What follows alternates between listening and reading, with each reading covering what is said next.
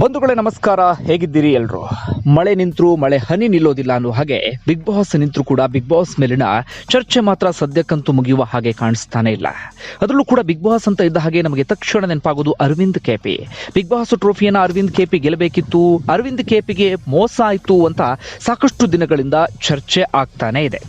ಆದ್ರೆ ಅರವಿಂದ್ ಕೆಪಿ ಅದಕ್ಕೆ ಸಂಬಂಧಪಟ್ಟ ಹಾಗೆ ಸ್ಪಷ್ಟನೆಯನ್ನು ಕೊಟ್ಟರು. ಅಂದ್ರೆ ಅವ್ರು ಹೇಳಲಿಲ್ಲ, ಅಂದ್ರೆ ನಾನು ಮೋಸ ಆಯ್ತೋ ಮೋಸ ಆಗ್ಲಿಲ್ವೋ ಅಥವಾ ನಾನು ಬಿಗ್ ಬಾಸ್ ಟ್ರೋಫಿಯನ್ನ ಗೆಲ್ಲಬೇಕಿತ್ತೋ ಗೆಲ್ಲಬಾರ್ದು ಅದ್ಯಾವ ವಿಚಾರಗಳನ್ನು ಕೂಡ ಅವ್ರು ಹೇಳೋದಕ್ಕೆ ಹೋಗ್ಲಿಲ್ಲ. ಆದ್ರೆ ಅರವಿಂದ್ ಕೆಪಿ ನೇರವಾಗಿ ಹೇಳಿದ್ರು, ಒಂದಷ್ಟು ನೆಗೆಟಿವಿಟಿ ಸ್ಪ್ರೆಡ್ ಆಗ್ತಾ ಇದೆ, ದಯವಿಟ್ಟು ಆ ರೀತಿಯಾಗಿ ಅಂತ ವಿಚಾರಗಳನ್ನು ಸ್ಪ್ರೆಡ್ ಮಾಡೋದಕ್ಕೆ ಹೋಗಬೇಡಿ, ಇದನ್ನ ಇಲ್ಲಿ ಸ್ಟಾಪ್ ಮಾಡಿ ಎನ್ನುವಂತ ವಿಚಾರವನ್ನ ಹೇಳಿದ್ರು. ಆದ್ರೆ ಈ ಎಲ್ಲ ಬೆಳವಣಿಗೆಗೆ ಸಂಬಂಧಪಟ್ಟ ಹಾಗೆ ಹಾಗಾದ್ರೆ ಅರವಿಂದ್ ಕೆಪಿಗೆ ಬೇಸರ ಇದೆಯಾ? ಅರವಿಂದ್ ಕೆಪಿಗೆ ಏನಾದ್ರೂ ಅಸಮಾಧಾನ ಇದೆಯಾ? ಅರವಿಂದ್ ಕೆಪಿಗೆ ನೋವಾಗಿದೆಯಾ? ಇಂಥ ಎಲ್ಲ ವಿಚಾರಗಳು ಕೂಡ ಚರ್ಚೆ ಆಗ್ತಾ ಇದೆ. ಈ ರೀತಿ ಅನುಮಾನ ಕಾಡೋದಕ್ಕೆ ಪ್ರಮುಖವಾದಂತ ವಿಚಾರ ಏನಪ್ಪಾ ಅಂದ್ರೆ, ಪಾಯಿಂಟ್ ನಂಬರ್ 1, ನಾನು ಈಗ ಯಾಕೆ ಈ ವಿಚಾರ ಬಂತು ಅನ್ನೋದು ನಾನು ಮುಂದಿನ ಹಂತದಲ್ಲಿ ಹೇಳ್ತೀನಿ. ಪಾಯಿಂಟ್ ನಂಬರ್ 1, ಬಿಗ್ ಬಾಸ್ ಮುಗಿದು ಒಂದಷ್ಟು ದಿನಗಳಾದ್ರೂ ಕೂಡ ಅರವಿಂದ್ ಕೆಪಿ ಮಾತ್ರ ಎಲ್ಲೂ ಕೂಡ ಕಾಣಿಸ್ಕೊಂಡಿರಲಿಲ್ಲ. ಆಲ್ಮೋಸ್ಟ್ ಎಲ್ಲರೂ ಕೂಡ ಬಿಗ್ ಬಾಸ್ಗೆ ಸಂಬಂಧಪಟ್ಟ ಹಾಗೆ ಬೇರೆ ಬೇರೆ ಚಾನಲ್ಗಳಲ್ಲಿ ಇಂಟರ್ವ್ಯೂ ಕೊಡ್ತಾ ಇದ್ರು, ಅವರ ಫೇಸ್ಬುಕ್ ಪೇಜ್ನಲ್ಲಿ, ಇನ್ಸ್ಟಾಗ್ರಾಮ್ ಪೇಜ್ನಲ್ಲಿ ಎಲ್ಲ ಕಡೆಗಳಲ್ಲೂ ಕೂಡ ಲೈವ್ ಬರ್ತಾ ಇದ್ರು. ಬಟ್ ಅರವಿಂದ್ ಕೆಪಿ ಮಾತ್ರ ಎಲ್ಲೂ ಕೂಡ ಕಾಣಿಸ್ಕೊಳ್ಳಿಲ್ಲ. ಸೈಲೆಂಟ್ ಆಗಿ ಅರವಿಂದ್ ಕೆಪಿ ಇದ್ರು. ಹೆಚ್ಚು ಕಡಿಮೆ ಒಂದು 2 ವಾರ ಆದ ನಂತರ ಅರವಿಂದ್ ಕೆಪಿ ಪ್ರತ್ಯಕ್ಷರಾದ್ರು. ಒಂದು ಪೇಜ್ನಲ್ಲಿ ಅವರು ಲೈವ್ಗೆ ಬರ್ತಾರೆ, ಸ್ಪೋರ್ಟ್ಸ್ಗೆ ಸಂಬಂಧಪಟ್ಟಂತ ಪೇಜ್ನಲ್ಲಿ ಲೈವ್ಗೆ ಬರ್ತಾರೆ. ಅದರಲ್ಲಿ ಒಂದಷ್ಟು ವಿಚಾರಗಳಿಗೆ ಸಂಬಂಧಪಟ್ಟ ಹಾಗೆ ಮಾತನಾಡ್ತಾರೆ. ಆ ನಂತರ ಒಂದಷ್ಟು ಖಾಸಗಿ ವಾಹಿನಿಗಳಲ್ಲೂ ಕೂಡ ಸಂದರ್ಶನವನ್ನು ಕೊಟ್ಟರು. ಆಗ ಯಾಕೆ ಕಾಣಿಸ್ಕೊಂಡಿಲ್ಲ ಅಂದ್ರೆ ಅವ್ರು ಹೇಳ್ತಾ ಇದ್ರು, ಇಲ್ಲ ನನಗೆ ಸ್ವಲ್ಪ ಮೈಂಡ್ ರಿಲ್ಯಾಕ್ಸ್ ಆಗಬೇಕಿತ್ತು, ಹೀಗಾಗಿ ರಿಲ್ಯಾಕ್ಸ್ ಮೂಡ್ನಲ್ಲಿದ್ದೆ, ಸೊ ಕಾಣಿಸ್ಕೊಳ್ಳಿಲ್ಲ ಅಂದ್ರು. ಅದರಷ್ಟರೊಳಗಾಗಿ ಒಂದಷ್ಟು ಚರ್ಚೆಗಳು ಆಗ್ತಾ ಇತ್ತು, ಅರವಿಂದ್ ಕೆಪಿಗೆ ಬೇಸರ ಆಗಿರಬೇಕು, ಈ ಕಾರಣಕ್ಕಾಗಿ ಅವರೆಲ್ಲೂ ಕೂಡ ಕಾಣಿಸ್ಕೊಳ್ಳಿಲ್ಲ ಅಂತ ಹೇಳಿ. ಪಾಯಿಂಟ್ ನಂಬರ್ 2, ಅರವಿಂದ್ ಕೆಪಿಗೆ ಯಾಕೆ ಬೇಸರ ಆಗಿರಬಹುದು ಅಂತ ವಿಚಾರವನ್ನ ನಾವು ನೋಡ್ತಾ ಹೋಗೋದಾದ್ರೆ, ಈಗ ಚರ್ಚೆ ಮಾಡಬೇಕಾಗಿರುವ ವಿಚಾರ ಏನಪ್ಪಾ ಅಂದ್ರೆ, ಕಲರ್ಸ್ ಕನ್ನಡದಲ್ಲಿ ಗಣೇಶೋತ್ಸವ ಅಂತ ಒಂದು ಕಾರ್ಯಕ್ರಮವನ್ನ ಆಯೋಜನೆ ಮಾಡಲಾಗಿತ್ತು. ನೀವೆಲ್ಲರೂ ಕೂಡ ಅದರ ಪ್ರೋಮೋವನ್ನು ಗಮನಿಸಿರ್ತೀರಿ. ಕಾರ್ಯಕ್ರಮ ಕೂಡ ಸದ್ಯದಲ್ಲೇ ಟೆಲಿಕಾಸ್ಟ್ ಕೂಡ ಆಗ್ತಾ ಇದೆ. ಎಲ್ಲ ಬಿಗ್ ಬಾಸ್ ಸ್ಪರ್ಧಿಗಳು ಕೂಡ ಬಂದಿದ್ದಾರೆ. ಹೆಚ್ಚು ಕಡಿಮೆ ಒಂದು 9 ರಿಂದ 10 ಸ್ಪರ್ಧಿಗಳು ಬಂದಿದ್ದಾರೆ. ಬೇರೆ ಒಂದಷ್ಟು ಸ್ಪರ್ಧಿಗಳು ಬಂದಿಲ್ಲ. ಆರಂಭದಲ್ಲೇ ಬಿಗ್ ಬಾಸ್ ಮನೆಯಿಂದ ಹೊರಗಡೆ ಹೋದ್ರಲ್ಲ, ಆ ಸ್ಪರ್ಧಿಗಳು ಬಂದಿಲ್ಲ. ಆದ್ರೆ ಬಿಗ್ ಬಾಸ್ ಅಂತ ಇದ್ದ ಹಾಗೆ ನಮಗೆ ಮಂಜು ಪಾವಗಡ ಬಿಟ್ರೆ ರನ್ನರ್ ಅಪ್ ಆಗಿರುವಂತ ಅರವಿಂದ್ ಕೆಪಿ ನೆನಪಾಗ್ತಾ ಇದ್ರು. ಇನ್ನು ಗಣೇಶೋತ್ಸವ ಕಾರ್ಯಕ್ರಮ ಅಂದಾಗ, ಅಥವಾ ಇಷ್ಟು ದೊಡ್ಡ ಕಾರ್ಯಕ್ರಮ ಅಂದಾಗ ಅರವಿಂದ್ ಕೆಪಿ ಅಲ್ಲಿ ಹಾಜರಾಗಲೇಬೇಕು ಅಂತ ಒಂದು ನಿರೀಕ್ಷೆಯನ್ನ ಎಲ್ಲರೂ ಕೂಡ ಇಟ್ಕೊಂಡಿರ್ತಾರೆ. ಅರವಿಂದ್ ಕೆಪಿ ಮತ್ತೆ ದಿವ್ಯಾ ಉರುಡುಗ ಇವರಿಬ್ರು ಏನಾದ್ರೂ ಕಾಣಿಸ್ಕೊಳ್ಬಹುದಾ ಅಂತ ಹೇಳಿ ಎಲ್ಲರೂ ಕೂಡ ನಿರೀಕ್ಷೆಯನ್ನ ಇಟ್ಕೊಂಡಿದ್ರು. ಆದ್ರೆ ಅರವಿಂದ್ ಕೆಪಿ ಕೂಡ ಬಂದಿಲ್ಲ, ಅದೇ ರೀತಿಯಾಗಿ ದಿವ್ಯಾ ಉರುಡುಗ ಇವರಿಬ್ರು ಕೂಡ ಆ ಕಾರ್ಯಕ್ರಮಕ್ಕೆ ಹಾಜರಾಗಿಲ್ಲ. ಇನ್ನು ಮಂಜು ಪಾವಗಡ, ದಿವ್ಯಾ ಸುರೇಶ್, ಶುಭಾ ಪೂಂಜಾ, ವಿಶ್ವನಾಥ್, ಹೀಗೆ ಬೇರೆ ಬೇರೆ ಸಾಕಷ್ಟು ಸ್ಪರ್ಧಿಗಳೆಲ್ಲರೂ ಕೂಡ ಇದ್ದಾರೆ. ಪ್ರಶಾಂತ್ ಸಂಬರ್ಗಿ ಅವರು ಕೂಡ ಇದ್ರು, ಎಲ್ಲರೂ ಕೂಡ ಎಂಜಾಯ್ ಮಾಡಿದ್ರು. ಇನ್ನು ನಮ್ಗೆ ಕಾಣಿಸದೇ ಇರೋರು ಅಂದ್ರೆ ಚಂದ್ರಚೂಡು, ಅವರು ಒಂದಷ್ಟು ಕಾರ್ಯಕ್ರಮಗಳಲ್ಲಿ ಸದ್ಯಕ್ಕೆ ಬ್ಯುಸಿ ಇದ್ದಾರೆ. ಅವ್ರ ಮುಂದೆ ಒಂದಷ್ಟು ಬ್ಯಾಕ್ ಟು ಬ್ಯಾಕ್ ಸಿನಿಮಾಗಳನ್ನು ಕೂಡ ಮಾಡ್ತಾ ಇದ್ದಾರೆ. ಜೊತೆಗೆ ಪ್ರಶಾಂತ್ ಸಂಬರ್ಗಿ ಹಾಗೆ ಚಂದ್ರಚೂಡ್ಗೆ ಸಂಬಂಧಪಟ್ಟ ಹಾಗೆ ಒಂದಷ್ಟು ವಿಚಾರಗಳು, ಭಿನ್ನಾಭಿಪ್ರಾಯಗಳೆಲ್ಲವೂ ಕೂಡ ಇದ್ದಾವೆ. ಸೊ ಚಂದ್ರಚೂಡ್ ಆ ಕಾರಣಕ್ಕಾಗಿ ಕಾರ್ಯಕ್ರಮವನ್ನು ಅವಾಯ್ಡ್ ಮಾಡಿದ್ರು ಅಂತ ಕಾಣುತ್ತೆ. ಮತ್ತೊಂದು ಕಡೆಯಿಂದ ಆರಂಭದಲ್ಲೇ ಹೆಲ್ಮೆಟ್ ಆದಂತ ಚಂದ್ರಕಲಾ ಅವರಿಲ್ಲ, ಮತ್ತೊಂದು ಕಡೆಯಿಂದ ನಿರ್ಮಲಾ ಚಿನ್ನಪ್ಪ ಅವರಿಲ್ಲ, ಹಾಗೆ ಟಿಕ್ ಟಾಕ್ ಸ್ಪರ್ಧಿ ಒಬ್ರು ಇದ್ರಲ್ಲ ಅವರು ಕೂಡ ಇಲ್ಲ. ಹಾಗೆ ಇನ್ನಷ್ಟು ಬೇರೆ ಬೇರೆ ರಾಜೀವ್ ಕೂಡ ಕಾಣಿಸ್ಲಿಲ್ಲ ಆ ಕಾರ್ಯಕ್ರಮದಲ್ಲಿ. ಬಿಟ್ರೆ ಇನ್ನು ಬಹುತೇಕರೆಲ್ಲರೂ ಕೂಡ ಇದ್ರು. ನಿಧಿ ಸುಬ್ಬಯ್ಯ ಕೂಡ ಇರಲಿಲ್ಲ, ಬಟ್ ಕೊನೆವರೆಗೂ ಉಳ್ಕೊಂಡ್ರು ಎಲ್ಲರೂ ಕೂಡ ಇದ್ರು. ಬಟ್ ನಮಗೆ ತಕ್ಷಣ ನೆನಪಾಗ್ತಿದ್ದ ಅರವಿಂದ್ ಕೆಪಿ ಹಾಗೆ ದಿವ್ಯ ಹುಡುಗ. ಎಲ್ಲ ಕಡೆಗಳಲ್ಲೂ ಹೈಲೈಟ್ ಆಗ್ತಿದ್ದವರು. ಬಿಗ್ ಬಾಸ್ಗೆ ಅಷ್ಟೊಂದು TRP ಬರೋದಕ್ಕೆ, ಬಿಗ್ ಬಾಸ್ ಅಷ್ಟೊಂದು ಪ್ರಸಿದ್ಧಿಯನ್ನು ಪಡೆಯೋದಕ್ಕೆ ಕಾರಣ ಅವರಿಬ್ರು. ಆದ್ರೆ ಅವರಿಬ್ರು ಕೂಡ ಕಾರ್ಯಕ್ರಮದಲ್ಲಿ ಕಾಣಿಸ್ಕೊಳ್ಳಿಲ್ಲ. ಹೀಗಾಗಿ ನಾನಾ ರೀತಿಯಲ್ಲಿ ವಿಶ್ಲೇಷಣೆಯನ್ನು ಮಾಡಲಾಗ್ತಿದೆ. ಅರವಿಂದ್ ಕೆಪಿಗೆ ಬೇಸರ ಆಗಿದೆ, ಈ ಕಾರಣಕ್ಕಾಗಿ ಕಾರ್ಯಕ್ರಮಕ್ಕೆ ಹಾಜರಾಗಿಲ್ಲ ಅಂತ ಹೇಳಿ. ಹಾಗಾದ್ರೆ ಅರವಿಂದ್ ಕೆಪಿಗೆ ಯಾವ್ಯಾವ ವಿಚಾರಗಳಿಗೆ ಬೇಜಾರಾಗಿರಬಹುದು ಗಮನಿಸ್ತಾ ಹೋಗೋದಾದ್ರೆ, ಒಂದು ಸಹಜವಾಗಿ ಟ್ರೋಫಿ ವಿನ್ ಆಗ್ಲಿಕ್ಕೆ ಸಾಧ್ಯ ಆಗ್ಲಿಲ್ವಲ್ಲ ಅಂತೇಳಿ. ಯಾಕಂದ್ರೆ ಬೇರೆಯವರಿಗಾದ್ರೆ ಬೇಜಾರಾಗ್ತಾ ಇರಲಿಲ್ಲ, ಬಟ್ ಅರವಿಂದ್ ಕೆಪಿಗೆ ಯಾಕೆ ಎಷ್ಟು ಬೇಜಾರಾಗುತ್ತೆ ಅಂದ್ರೆ, 100ಕ್ಕೆ 100ರಷ್ಟು ಶ್ರಮವನ್ನು ಹಾಕಿದ್ರು ಅವರು ಟಾಸ್ಕ್ಗಳಲ್ಲಿ. ತನ್ನ ಕೈಲಿ ಆದಷ್ಟು ಎಂಟರ್ಟೈನ್ಮೆಂಟ್ ಅನ್ನು ಕೊಡೋದಕ್ಕೆ ಬೇರೆ ಬೇರೆ ವಿಚಾರದಲ್ಲಿ. ಈ ರೀತಿಯಾಗಿ ಅರವಿಂದ್ ಕೆಪಿ ಎಷ್ಟು ಸಾಧ್ಯವೋ ಅಷ್ಟು ಶ್ರಮವನ್ನು ಹಾಕಿದ್ರು. ಕೊನೆಯವರೆಗೂ ಯಾವತ್ತೂ ಕೂಡ ಅರವಿಂದ್ ಕೆಪಿ ಡಲ್ ಆಗಿದ್ದಿಲ್ವೇ ಇಲ್ಲ.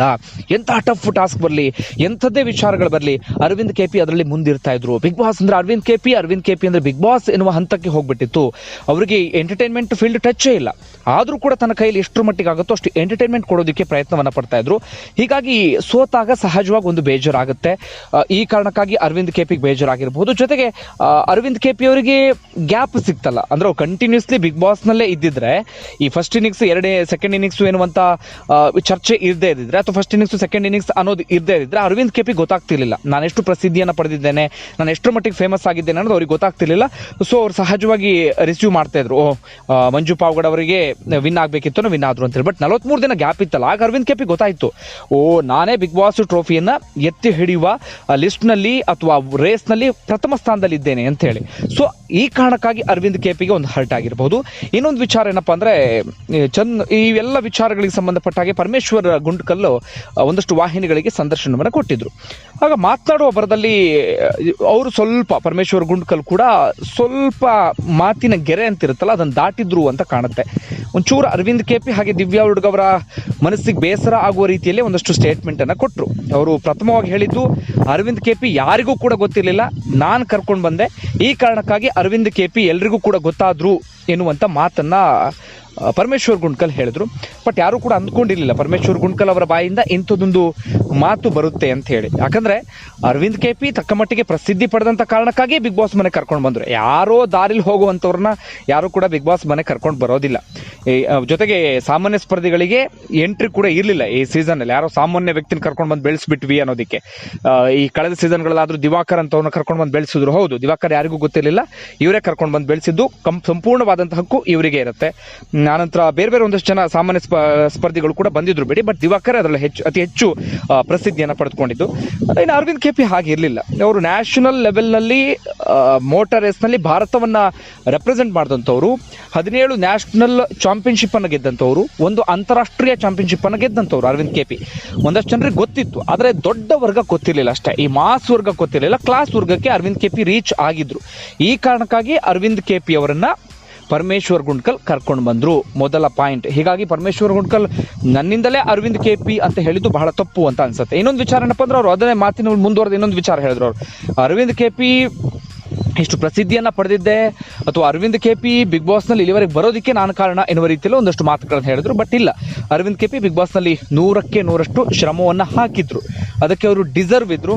ಅದಕ್ಕೆ ಎಲ್ಲ ರೀತಿಯಾದಂಥ ಅರ್ಹತೆ ಅರವಿಂದ್ ಕೆಪಿ ಅವ್ರಿಗಿತ್ತು. ಏನೂ ಮಾಡ್ದಿತ್ತಿ ಬಿಗ್ ಬಾಸ್ ಮನೇಲಿ ಸುಮ್ಮನೆ ಡಲ್ ಆಗಿದ್ದು, ಆರಾಮಾಗಿ ಓಡಾಡ್ಕೊಂಡಿದ್ದು, ಕೊನೆಯವರೆಗೆ ಬಂದರೆ ಆಗ ಹೇಳ್ಬೋದು, ಹೌದು ಇವರಿಂದಲೇ ಆ ಸ್ಪರ್ಧಿ ಅಲ್ಲಿವರೆಗೆ ಬಂದರು ಅಂತ ಹೇಳಿ. ಬಟ್ ಹಾಗಲ್ಲ, ಅರವಿಂದ್ ಕೆಪಿ ತಮ್ಮ ಶ್ರಮದಿಂದಲೇ ಕೊನೆವರೆಗೆ ಬಂದರು.